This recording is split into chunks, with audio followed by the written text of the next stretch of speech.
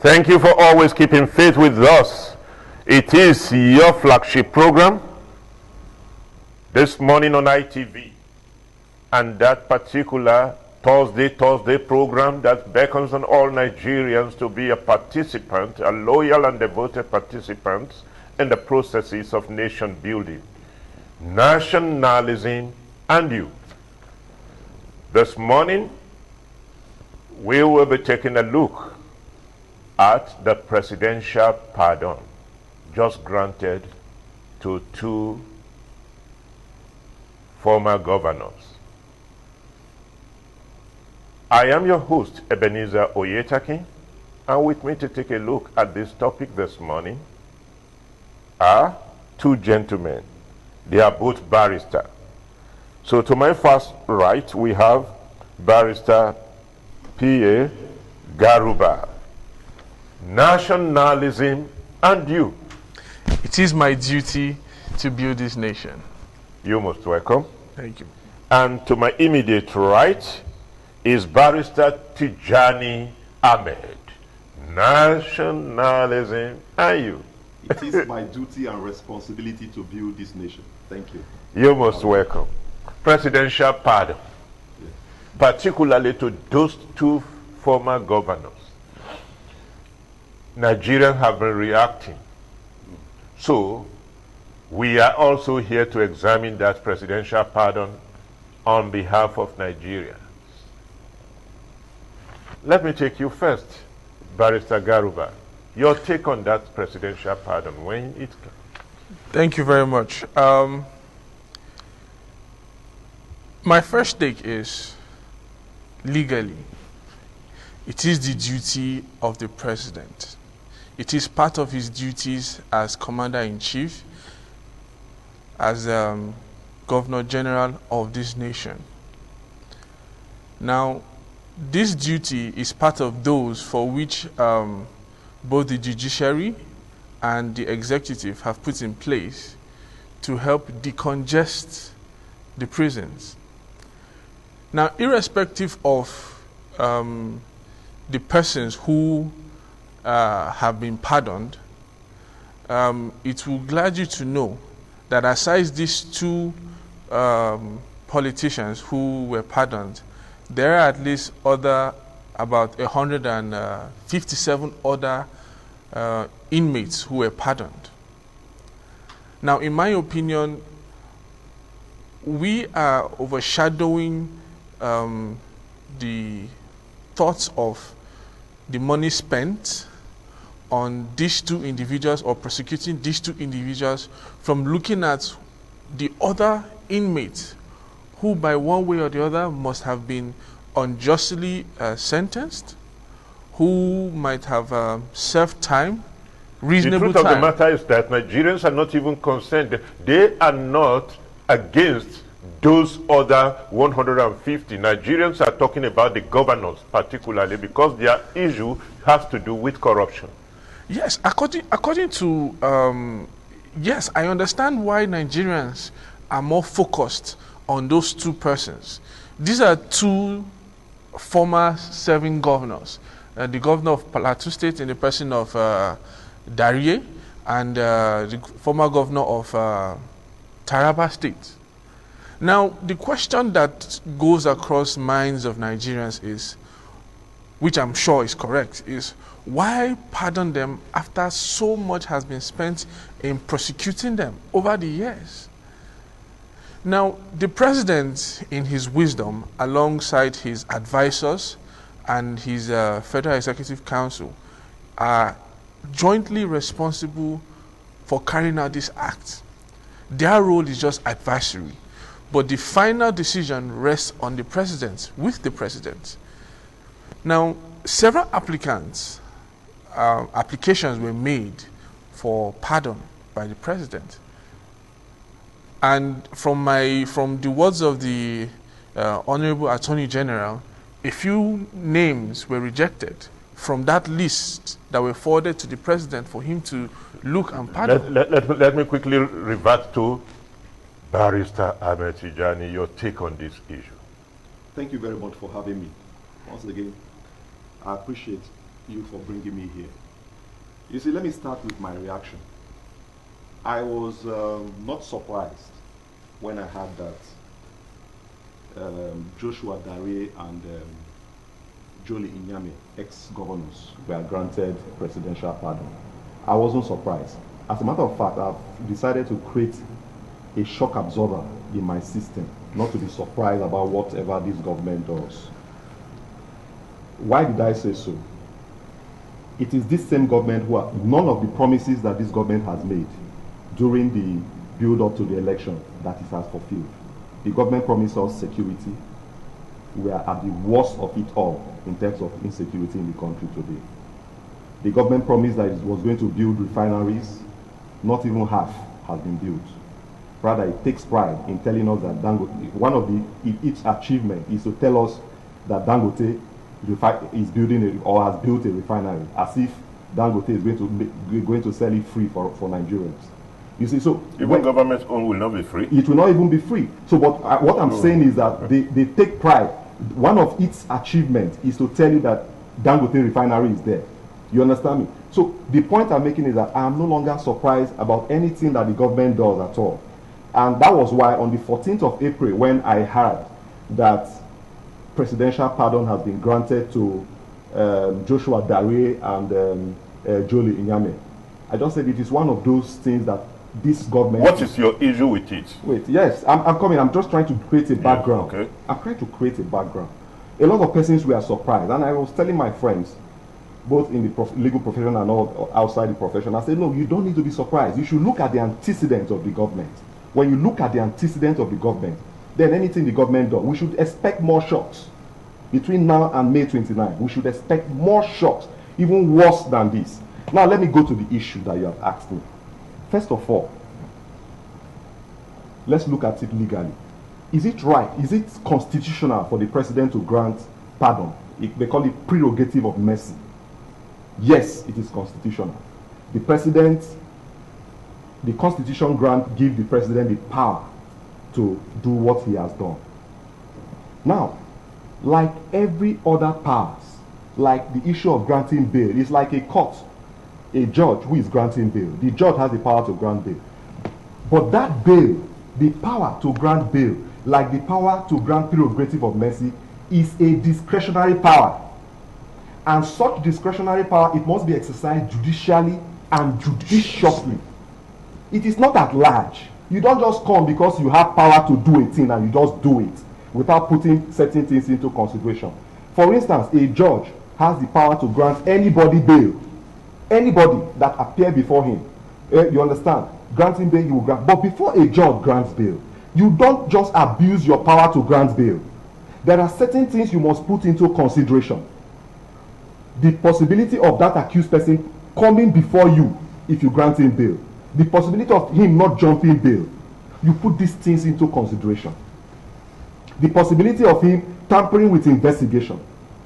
These are the things a judge will put into consideration. Now, to the president.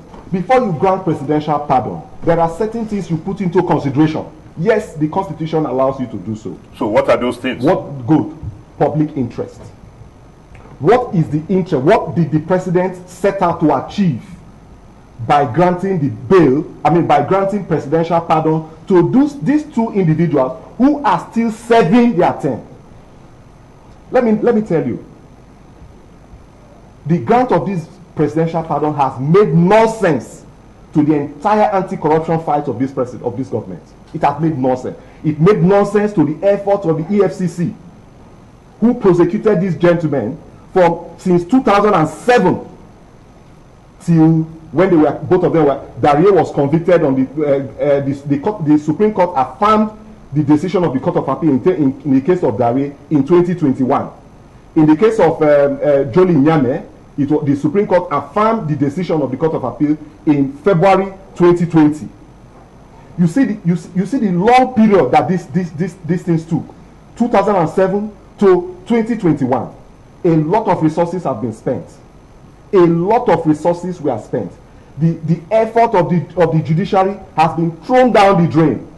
It is this same president, do not forget, let's take our mind back, that told us that the judiciary is his problem. He said it. The judiciary is one of its greatest problems. The judiciary has done its work by taking out these two individuals who have plundered the state, their respective states. Plundered their respective states. The judiciary did a very fantastic job and took these guys to the prison. The president, from nowhere, the same judiciary you said you are accusing has done its work. You now brought them back for no reason. What is the public interest? This is what. Let me read something. I was trying to get something. What the judge said, Justice Banjoko, in 2018. Incidentally, I was in the court in 2018 when Darie was convicted. The judge, in his 208 pages judgment, 208 pages. I hope you don't want to read all the. No, I'm not reading. Of course, you know I can't do that. That is a textbook. It is a textbook. The judge said when Joshua Darie gave his allocutors plea for leniency, the judge has this to say. Finally, the prisons are only congested with ordinary man in the street, and the poor are not with persons like the convict. To accede to the convict's request is a pat on his back by saying, "Go and sin no more." The court rejected. The court, in sentencing him, has this to say: I cannot imagine such brazen act of systematic looting and stealing that has occurred in this case. Is it the transfer of nearly $500 million from the ecological fund account meant for his state? Or is it the transfer of funds from the account of Plateau State government into personal ventures account? The fact from this case, ensuing ensuing events left a litany of woes and devastating trails of victims who, even though they were adults capable of making rational choices, ended up being scared. Do not forget, this same case was what brought the end of Allstate Bank, the case of Darie, where he was using fictitious accounts, fictitious company that were never. I'm not the one saying it. These are investigations, thorough investigation carried out by EFCC. Open accounts, one account like that. Then the Allstate Trust Bank opened an account with an unregistered company. They withdrew their license, and several chief executive officers of that bank they went to jail. Today, you are asking the man, go home and sin no more. But when the judiciary has done a thorough job, it is a disservice to Justice Banjoko, who first had that case in 2018. It is a disservice to the Court of Appeal justices and a disservice to the erudite justices of the Supreme Court. Now, let us take it this way. Many Nigerians have said we cannot afford to blame Mr. President for this alone, because Mr. President, like we know, have litanies of advisors and things of that nature. And there is a presidential committee on prerogative of mercy headed by the Attorney General. This committee met, they sought out all that needed to be sorted out, and they recommended these two governors along with 150 people. Let me tell you. Okay. 57 people. Okay. Let me go to him. Yes. Yes, thank you very much. Like I said earlier, this decision of Mr. President is his constitutional right. Now, being his constitutional right, he did not make that decision on his own. Like you rightly said, he had advisors. He had the Presidential Committee on the Prerogative of Mercy. Now, this committee, like my learned senior said, will look into the interests of the public interest and other interests arising. Now, when they consider the issues and the interests involved and the crimes and sentencing of these persons who have applied for this pardon, the committee, in its wisdom, brought forth this list of persons and recommended them to the president for pardon. Now, I would say I wouldn't say it's shocking. No, I wouldn't say it's shocking, because they all have representatives who are trying to lay claim to this constitutional right that is made available for them as convicts. Now, the good thing about this pardon doesn't mean that yes, they are free, but it doesn't mean that they were not at any point in time convicts. It doesn't erase their criminal history. With this presidential pardon, yes, with this presidential pardon not granted to them right of political participation? Let me ask you, yes. Okay, with the presidential pardon? With the presidential pardon as it is now, will it not grant them automatic right of political participation and ability to hold office, or probably we see them appointed? Yes, it is. And if I'm not mistaken, I read that the former governor of Plateau State, Darie, has picked up his senatorial ticket. No. Under the APC. See, my take is simple. There is no wisdom in what the committee that was set up for this purpose. There was no wisdom in that advice given to the president. And let us not forget, the buck stopped on the president's table. You do not grant presidential pardon to people who have committed offenses that borders on corruption, money laundering. The issue of prerogative of mercy is not peculiar to Nigeria. Let's go back to other climes where we borrowed our democracy from. In the US, I was going to you will take it along with it. I was going to ask you. Yes. The former president of South Korea. Yes. Was granted the prerogative of mercy. Yes. I think about a year ago now. Yes. And the rest of it. Yes. And having been convicted of issue of corruption of this nature. Yes. His own was just a bribe, not even evacuating a bank. You understand? Now, in addition to what you just said, I think I read that. I was going to talk about Donald Trump. Donald Trump had reason during his time. The sheriff of Maricopa in the county of Maricopa was in Arizona, was convicted for perjury. In 2017, he had reason to grant him pardon, perjury. George Bush also had reason to grant one of the White House aides pardon. His conviction was commuted. He was still serving. It was commuted. It was reduced. They granted him pardon. What am I trying to say?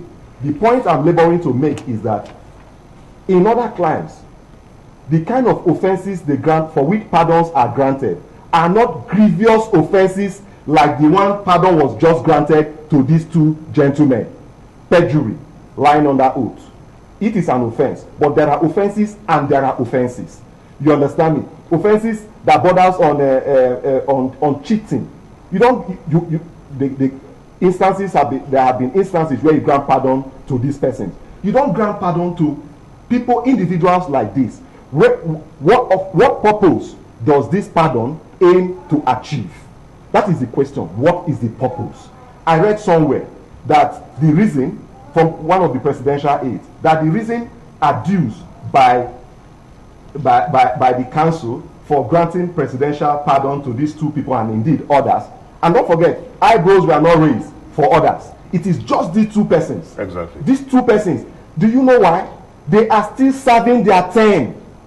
They are still serving their term. It is not as if they finished serving their term and they've shown remorse or something like that. They are still serving their term, and that is why eyebrows were. They have not even served their term up to a half of it. You understand? What are you saying? What signal are you giving to other individuals? There are people. I go to Kuje prison almost like every week. There are people in Kuje prison who are there. They've been there languishing in Kuje prison for stealing goats.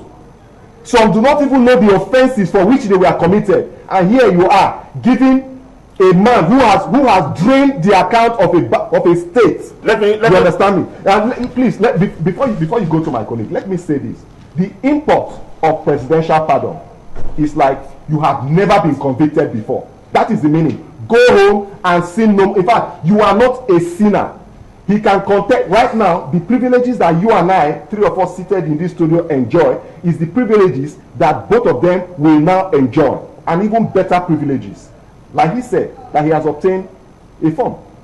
Do you understand what I'm saying? Now, in terms of they are saying that the president didn't act alone. The president didn't act alone. The president, like I said earlier, the buck stopped on his table. The president who came under the platform of fighting corruption, when he saw those two names, he would have raised questions. And do not forget, the function of the Council of State is merely advisory.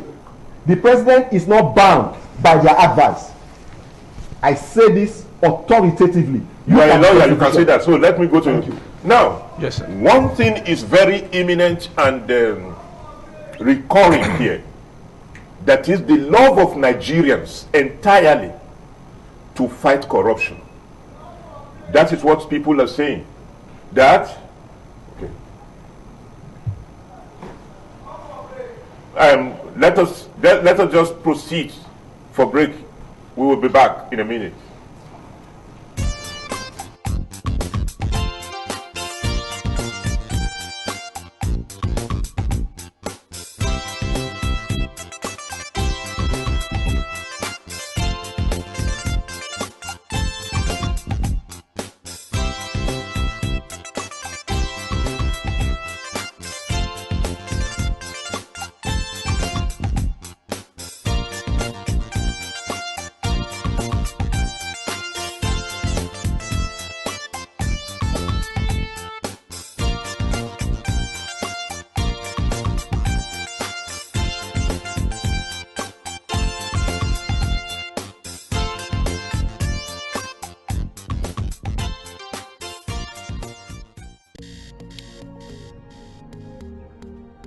Don't just wake up your child.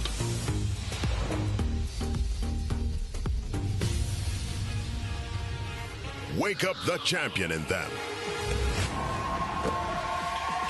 Give them energy to help them win every day with Milo at breakfast. Milo Active Go and the natural goodness of malt, milk, and cocoa helps wake up the champion in your child. Milo. Because no matter where you go, no matter how we be, I go always there for you. Anything where you drop or whatever you think, oh, I cannot give it back for you. All I ask in return is that you treat me a little better. With eyebrow, toilet cleaner, my hygiene now your own. Eyebrow, toilet cleaner, it's a win-win for me and you. So make me win more.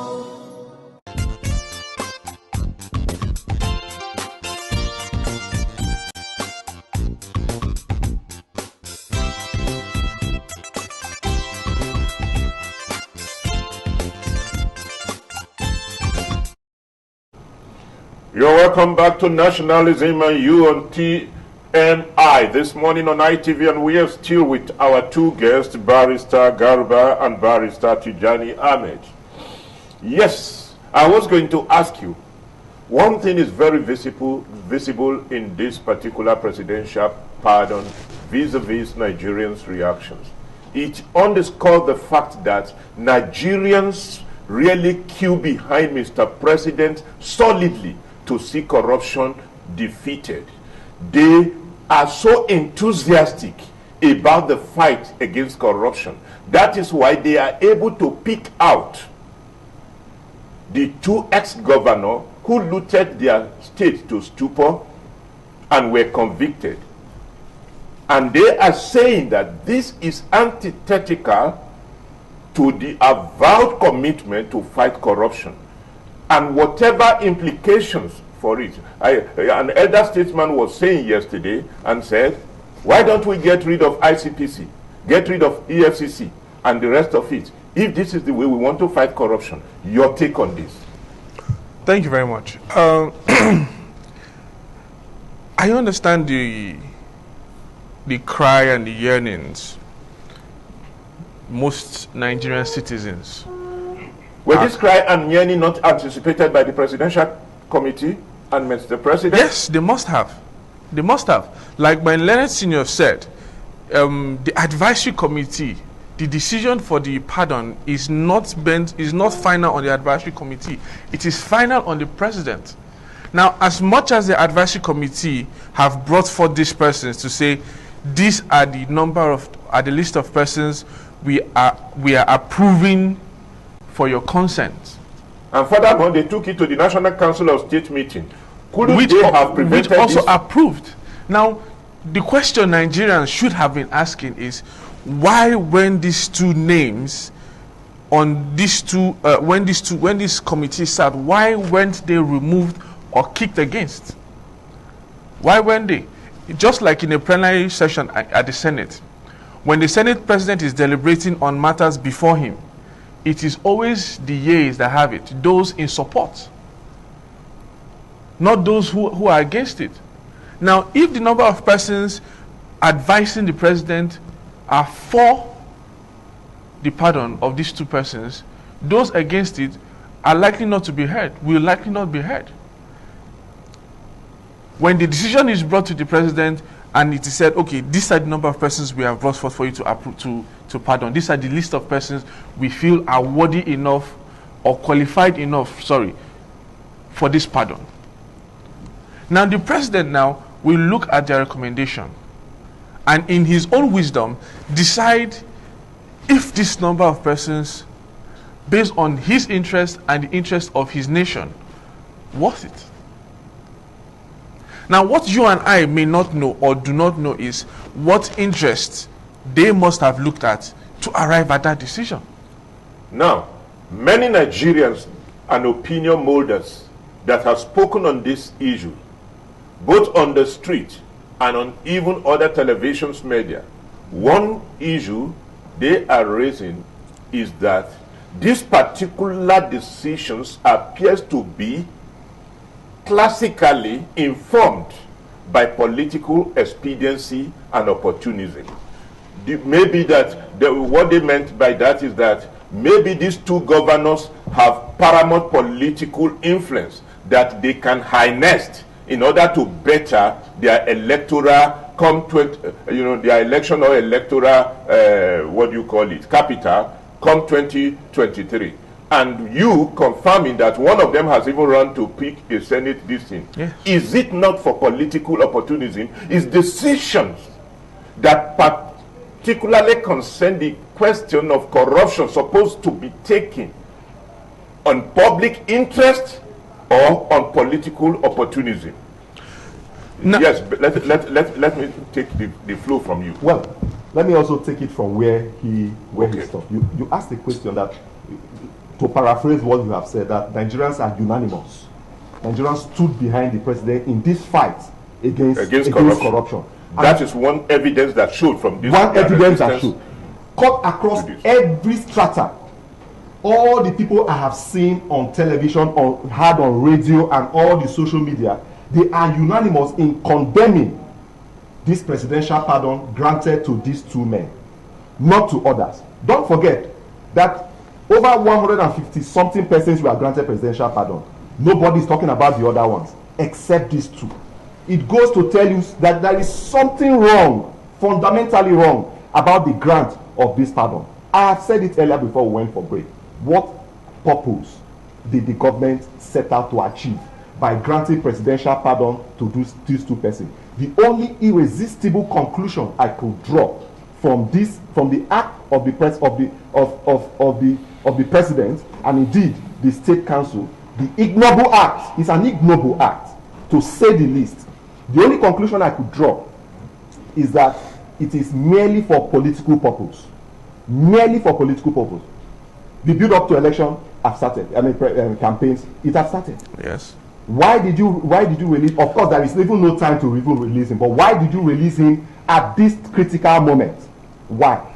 So it shows that they have a very, very vital role to play politically, and that is why they have released these two gentlemen. Sorry to interrupt. But one thing I want to also highlight is the fact that these two persons who have been pardoned are known because of the stake or the states at which they had gotten to, the kind of popularity they have achieved. Now, we don't know what other crimes the other persons had committed to warrant them to be in prison before now. Nobody's looking at those set of people. But we are looking at those particular two persons because we know their offenses. We know how long it took for the EFCC and the prosecutors to get convictions against these two persons. In China, they would have been killed. Yes, that is Do you China. know? In China, they would have been killed. That is China. In North Korea, they would have been killed, and many other countries. That is why. So now that they are not killed, they were supposed to serve as a mirror of our deterrence against corruption. That is what Nigerians are rebelling against. Do you think Nigerians are wrong? Even from 1960 till date, Nigeria has never had a very strong deterrent against corruption. Yes, we have established bodies, we have established institutions to help us fight against these corrupt acts and persons. Many Nigerians also felt that more than 20 governors or so ought to be in prison by the kind of things that they committed, but because of our judicial system, that is why he alluded to the president always accusing the judiciary of not doing their work. Now, the two that the judiciary has been able to convict will say go on pardon based on political expediency. Before we can rightly put the blame on our judicial system, we need to first of all look at the prosecutors and the prosecution. How well did they do their jobs? How well have they conducted their research? How well have they gone into evidence, looked at the evidence before them to ensure that these convictions will be gotten? You don't just work on a case haphazardly and expect the judge, because you are a prosecutor and because this person supposedly deserves to be in prison or deserves to be convicted, we give judgment in your favor. It doesn't work like that. When your due diligence is done, when our prosecutors do their due diligence and conduct their prosecution properly, then we can now start putting the blame on our judiciary for their job not done. You cannot blame the judiciary when the prosecution itself Let me is come faulty. to Barrister Ahmed. Many people have said that many big men in Nigeria, even when you convicted them and you put them to this thing, they don't stay in prisons. They don't stay in those correction centers. We release them and they move and do their business in the middle of the night and the rest of it. And many have said that with this pardon, are we also expecting immediate pardon of what is his name? The other guy that was jailed for pension, this thing, Abdul Rashid Mena. Are we immediately? I will not be surprised if tomorrow I hear that presidential pardon has been granted. That is one of the fears Nigerians have. I will not, like I said at the intro, nothing surprises me anymore about this government. Whatever the government does, I just take it as if it is part of their DNA. If tomorrow Abdul Rashid Mena is granted presidential pardon, do not forget, it was public outcry that made the government to even take Abdul Rashid Mena's matter seriously. Do not forget, even when he was declared wanted, who were those guiding him? The same police, DSS, and the rest. Don't be surprised. Where is Babashi Lawa's case today? He has been given a soft landing. Where is he? The current chairman of EFCC has corruption charges hanging over his neck. The current chairman of APC, I mean to say. So what are we talking about? The government is paying. They have not convicted him. Yes, but he has. So there are charges. You convict him. We don't go there now. No, because you have not convicted him. See, these are incidental matters. You just talked about Mena. You talked about Mena because he has been convicted. It doesn't matter. Yes. It doesn't matter. It matters because you are a lawyer. One discussion lead to that. I mean, that does not mean that I shouldn't talk about people whose matters are also before the EFCC. That is what. Look, there is what we call honor. That's what we call honor. In other crimes, I know that the Constitution say you are only guilty until pronounced guilt. But look, that's what we call honor, and that is what a lot of people look at Mr. President for. Mr. President has held himself out as a man of honor, as a man of integrity. That speaks volumes, and that is why people like us are pained when we see some of these things. There are people who have no business in government, but they are in government calling the shots. No. For every, it was the late Muammar Gaddafi that said, for every 1 billion that you stole, you have rendered some 10 millions or so. You have taken their human dignity away. You have taken their means of livelihood away, and the rest of it. And we have people that are taking 10 billion, 20 billions, some of them even 50 billions and above, and the rest of it. And they are in midst of us, and they are having corruption charges this thing, on their necks. And yet, we kept on pampering them into power. We kept on exercising democratic licentiousness in place of public interest and the rest of it. Your take on this? One thing that is a contributing factor to the decadence that exists in our society now is, I should say, morals. Yes, morality is not a constitutional. There's no constitutional provision for morals, but in sane societies, these are some of the things that guide citizens and their actions. You mentioned in the United States when Donald Trump pardoned a sheriff for perjury. Now, in those sane society, after that has been discovered by investigating officers or the rest, the first thing they will do is to resign. It has never been recorded in the history of Nigerian politics that an elected official who is being accused of a crime steps down. Rather, they use their offices to press down charges, press down the officials, press down the investigating officers, even the prosecutors. Now, in coming to the matters at stake now in our society as a country, Nigeria, everything has a chain reaction. You cannot expect decisions of the Senate to not affect its citizens. You cannot affect decisions of the committee that advised Mr. President to pardon these two persons to affect his citizens. Now, we do not know, like I said earlier, why he chose to still go ahead to pardon them. Because the citizens were not aware that they will be pardoned, but there were a committee. Is this not a gross misrepresentation of democracy? Because no. Democracy is the government of the people, by the people, and for the people. And what it implies is that the genuine concerns of the people, for example, like I said, the outcry of Nigeria is not against Mr. President, no, nor against the government. It is in support of the government that you told us you want to fight corruption. Yes. And you have spilled it into our face that you by demonstrating this unseriousness regarding these two gentlemen and the rest of it on the basis of political expediency. This is the concern of Nigeria. And to a dissentful mind, it is in support of the government. They are outcrying that because President Muhammadu Buhari verbally and authoritatively declared that if we don't kill corruption, corruption will kill Nigeria. Yes. But if you reward corruption by moving the people out of prison to come and participate in politics and probably occupy another position and the rest of it, what are we doing? Yes. You see, the situation, you've said it all. The situation we found ourselves today is a very, very precarious situation. Very precarious. You see, I for one, I feel very, very pain. I feel pain sitting down here talking about this issue.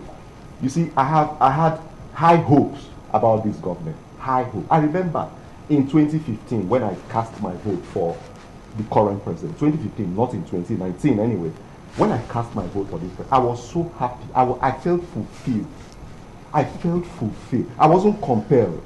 I voted for the first time in my life in 2015. For the first time in my life. So you have been running away from participation? I have been yes, I'm saying this publicly. But for the first time in my life in 2015, I cast my vote. And I did that in fulfillment of my civic duties, responsibility. Why did I do so? I did so because I was voting for a man who has held himself out to Nigerians, told us beautiful things. This is what he was going to do. I didn't see them as rhetorics like I am seeing them today.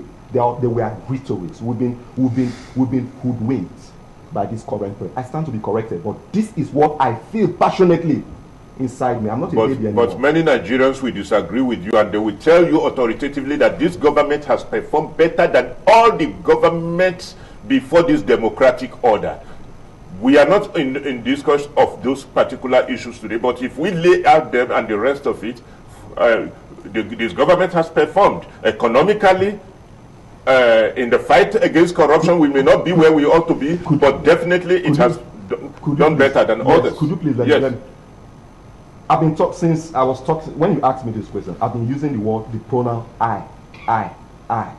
That is you. How I feel. That's you. How you feel? Okay. How I feel. I didn't say we Nigerians. Okay. I'm speaking as an individual. How I feel, and as an individual, I make up the population of this country. I have a say. You understand? I, how I feel. And if I feel this way, I believe that there are so many other Nigerians who also feel the same way that I feel. And this is not a joke. We will be rounding up this first segment of the discourse. If you have one word to advise on this particular issue, that supposing you are, as you are sitting down here, you are a representative of Nigerians. To speak as a representative of Nigerians that have cried against this pardon, what will you tell the Nigerians and what will you tell the government? I believe Nigerians have been patient. I believe our concerns as citizens have not been adequately addressed by this government. Yes, the elections are near, but there's still a little time for this present government to put in effect certain things that in the coming years or for any administration coming in can continue the work on.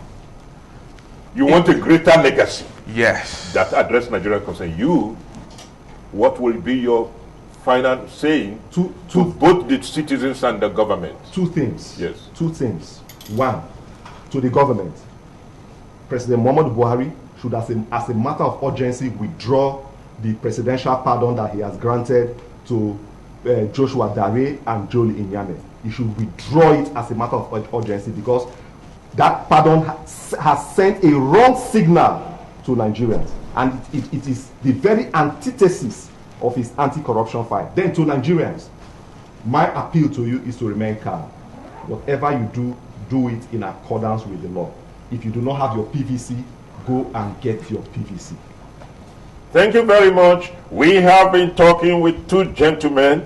They are legal practitioner. Barrister Tijani Yusuf Esquire is a human rights activist and a political analyst. And Barrister P.A. Garuba is also a lawyer and legal practitioner, a political analyst. It's been wonderful talking to you, and we think if we have the opportunity to beckon on you again, you will make yourself available to us. Thank you very much. Yes, Nigerians have cried against the presidential pardon. That is because Nigerians queue solidly and believe faithfully and devotedly in the standing of President Muhammadu Buhari to help them to kill the monster of corruption, that corruption may not kill Nigeria. And for this purpose, anyone who advised the president contrarily to send out these wrong signals, whatever it is, let us, for the sake of future, take the public interest, paramount public interest, into consideration before taking decisions. Don't change the channel, as we will be coming on the second leg of the segment of discourse. I remain your host, Ebenezer Oyetaki.